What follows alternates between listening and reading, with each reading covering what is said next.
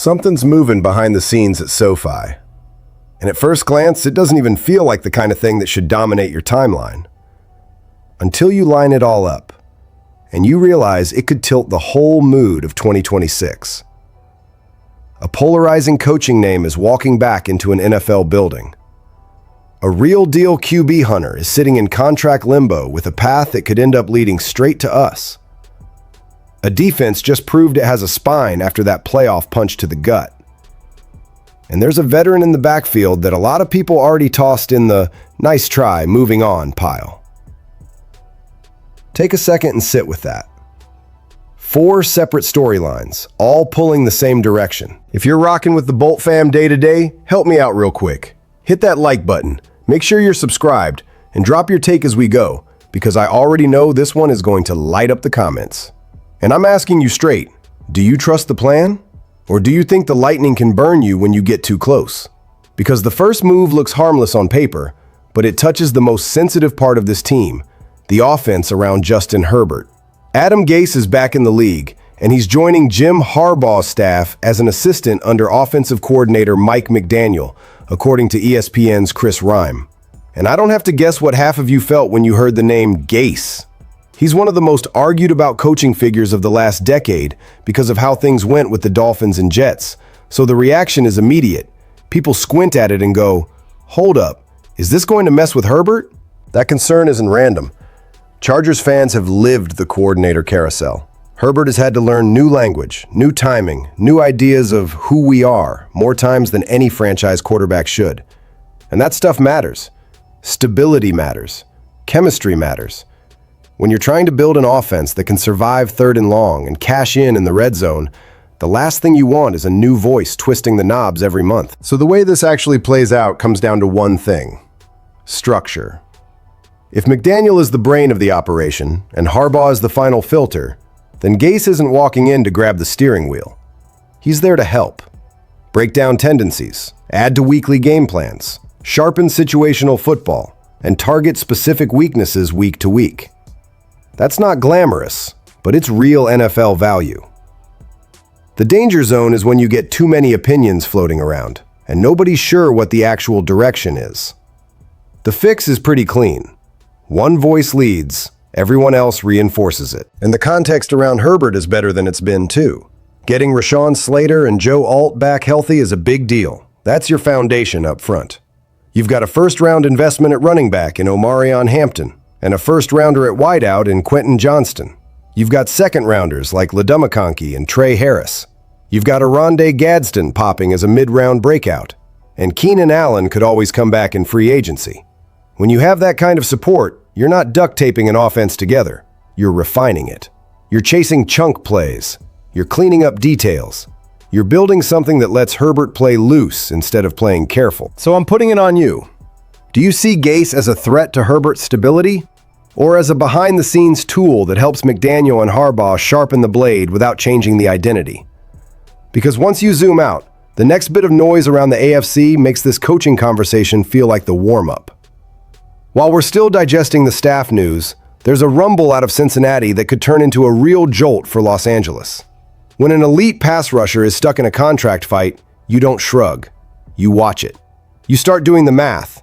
You keep an eye on how it could break. Trey Hendrickson has been fighting for a long-term deal for years. After an entire offseason full of drama, he and the Bengals agreed to a revised 1-year deal that would make him a free agent at the end of the 2025 season. He held up his end, 4 sacks in 7 games before injuries took him out for the back half. And now, according to NFL Network's Mike Garafolo and Ian Rappaport, Cincinnati is considering using the franchise tag on Hendrickson. Which means, you guessed it, more tension, more waiting, more leverage plays. And here's why it's not just contract talk. He's entering his age 32 season. This might be the last clean window he has to lock in a true long-term deal. It's hard to picture him being thrilled about playing under the tag again, and when a player feels the clock, 2 paths usually show up.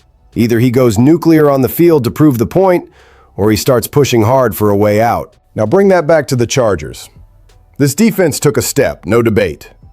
But the playoffs don't hand out points for pretty good. They reward impact, and impact often starts with the pass rush. If you could pair Hendrickson with Odafe, that's the kind of combo that changes how opponents call a game. One side with explosiveness and power, the other side with a finisher who knows how to close. Quarterbacks speed up, pockets collapse faster. Bad throws start showing up. Third and long turns into panic instead of comfort. Now, the Bengals historically don't love trading players for picks, that's real. But they also don't want to lose a top-tier rusher for nothing. If they won't go long-term and they don't want him walking, the market becomes the pressure valve whether they like it or not. And the Chargers have something that matters in a situation like that. Cap flexibility and a clear competitive window. This isn't rebuild mode.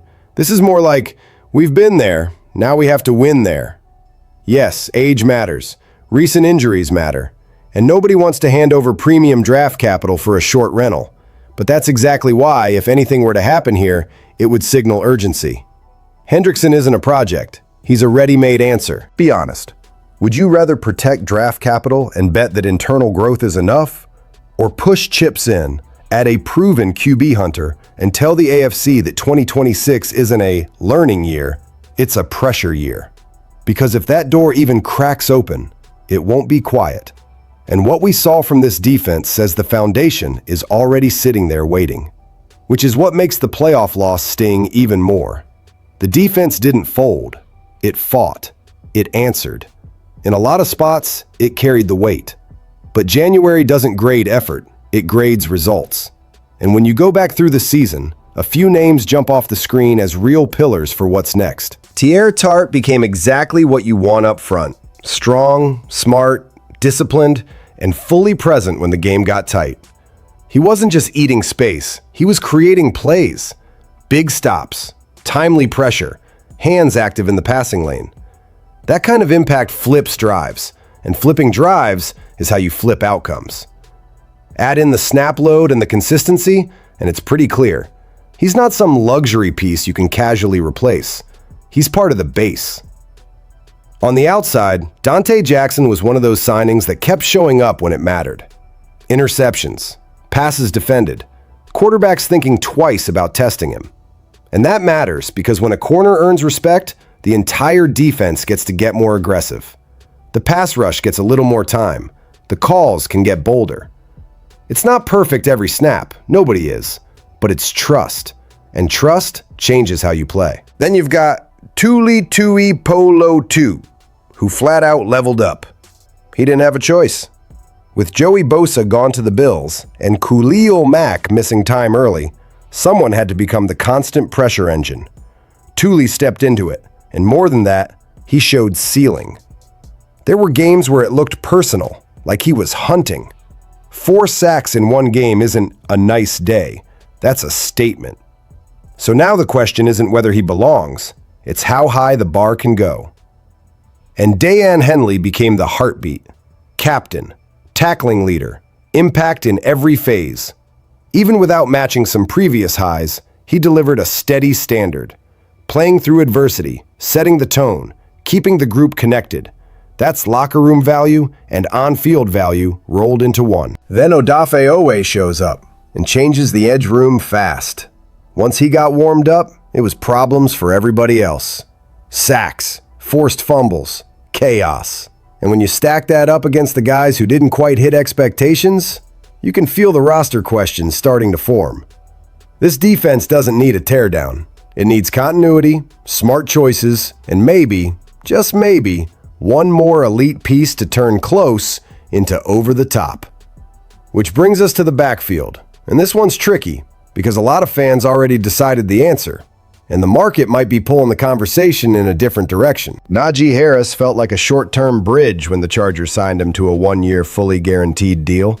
The goal was straightforward. Keep the floor steady while Omarion Hampton adjusted to NFL speed. But then the offseason got weird. With the fireworks accident and the eye injury, training time got limited, and people started wondering if he'd even be ready. He did come back for the start of the season, and in those 3 games before the ACL tear, he wasn't dead weight. He ran hard, he picked up tough yards, and he helped during that 3-0 start. Once he went down, it became the Hampton show. Kimani Vidal got elevated. The room got younger by force, and it was easy for fans to assume Najee was gone for 2026, and that was that. But then the conversation shifts, because PFF ranked Harris surprisingly high on their free agent list, leaning on what he put on tape in Pittsburgh: yards after contact, physicality, and the type of back who can survive ugly games when the offensive rhythm isn't perfect. And their projection? A cheap one-year deal. So now the question isn't, is he the guy? It's, does he help? As a mentor, as insurance, as a reliable veteran presence who steadies the room while Hampton keeps developing. And no, nobody is saying you sit the rookie just to force touches to the vet. The point is having a safety net, because in this league, one injury can flip your entire season plan before you even hit mid-season. The real question is role and expectations. If Najee comes back willing to live in a veteran lane, spot carries, pass protection, short yardage, helping a young room grow, that can be a smart, low-risk move. If he wants a bigger slice than the plan allows, that's where it gets messy. And that's the theme of everything today. Experienced voices around a franchise quarterback, a defense built to attack, a possible swing at a top-tier pass rusher, and a backfield decision that's more philosophical than fans want to admit. So let's land this plane. The staff is getting heavier with experience. The defense has real pillars and real edge juice. There's the possibility, nothing guaranteed, of a big-name pass rusher becoming available if that contract fight keeps boiling. And there's a veteran running back question that isn't as simple as move on. Now I want your honest answer. What part of this excites you the most? And what part worries you the most? Drop it in the comments. I'm reading them. Hit like if you want daily Chargers talk with real emotion and real football context. And make sure you're subscribed so you don't miss the next one. Bolt fam, are we about to play scared of mistakes or hungry for that next step?